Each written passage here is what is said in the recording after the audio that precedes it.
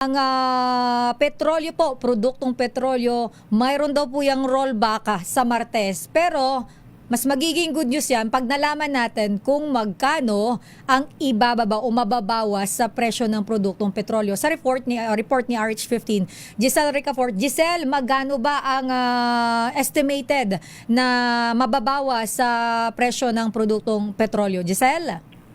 Si Sir L, namumuro nga sa susunod na linggo ang tapias presyo sa mga produktong petrolyo matapos ang magkasunod na pagtaas. Ayon kay Assistant Director Rodela Romero ng DOE Oil Industry Management Bureau, posible ang 25 sentimo hanggang 70 sentimo na tapias sa kada litro ng gasolina habang 30 sentimo naman hanggang 80 sentimo sa kada litro ng diesel at 50 sentimo hanggang 70 sentimo sa kada litro ng kerosene. Sinabi ni Romero na bunsod yan ang pangamba sa oversupply sa pandaigdigang merkado dahil sa pagtaas daw ng krudo sa Estados Unidos. Gayon din ang senyales na maaring dagdagan ng Kingdom of Saudi Arabia ang kanilang produksyon at palawakin yung bahagi nito sa pandaigdigang pamilihan.